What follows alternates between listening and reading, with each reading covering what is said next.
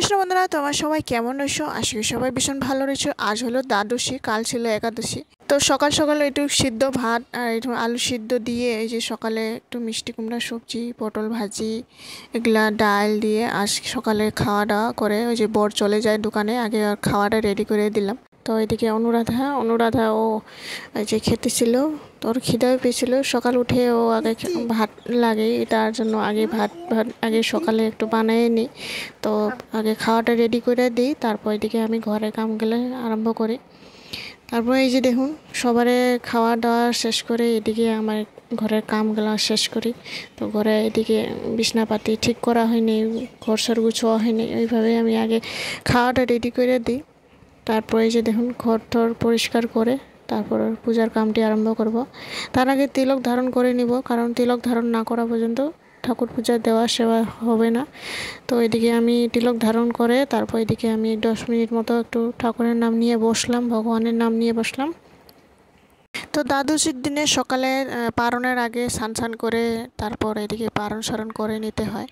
তো পারণ সারণ করে তারপর এদিকে আমি ঘরের কামগুলো শেষ করে তারপর ঠাকুর জাগাইয়ে এই যে দেখুন, পূজা দিয়ে দেওয়া শেষ, ভগবানের প্রসাদ দিয়ে সকালের পারণটি এদিকে করে নিয়েছি।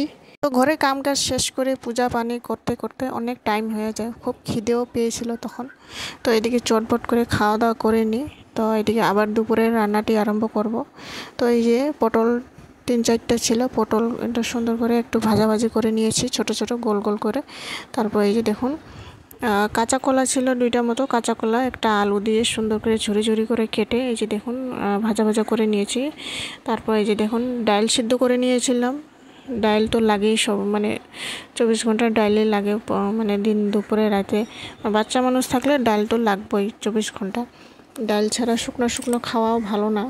বাচ্চা মানুষ একটু ডাল ছাল দিয়ে একটু ঝোল ঝোল হলে খাওয়া ওর ভালো হয়। তারপর ডাল একটু সিদ্ধ করে নিয়েছি, ডালটি সোমবার দিয়ে দিলাম।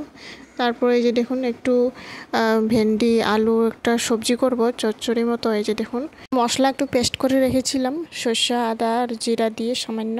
তো এই যে দেখুন, সুন্দর করে ভাজাভাজি করে মশলার লোকে তারপরে এই যে নাড়াচাড়া করে একটু পরে এই যে দেখুন, একটু 2 মিনিট ঢাকনা দিয়ে রেখে দিয়েছি। এই যে সুন্দর সুন্দর ভাজাভাজি হয়ে যাবার সামান্য একটু জল দিয়ে দিলাম, জল দিয়ে ঢাকনা দিয়ে তারপর সামান্য একটু চিনি দিয়ে দিলাম। তারপর সবজিটি আমাদের রেডি হয়ে যায়। তারপর এই যে দেখুন, 2টা আম নিয়ে এসেছিলাম, আম একটু চাটনি করে নিব। এখানে ধনিয়া পাতা, কাঁচা লঙ্কা 3-4টা, লবণ আর একটু চিনি দিয়ে এই যে বাটাবাটি করে কি সুন্দর লেগে। এই যে দেখুন, একটু সর্ষে দিয়েছিলাম, তো কালা সর্ষে। তো আজকে এটুকুকে এগুলাই বানাইছি। তো বন্ধুরা, ভিডিওটি কেমন হয়েছে একবার লাইক কমেন্ট শেয়ার সাবস্ক্রাইব করে জানাবেন। আশা করি নেক্সট ভিডিওতে দেখা হবো।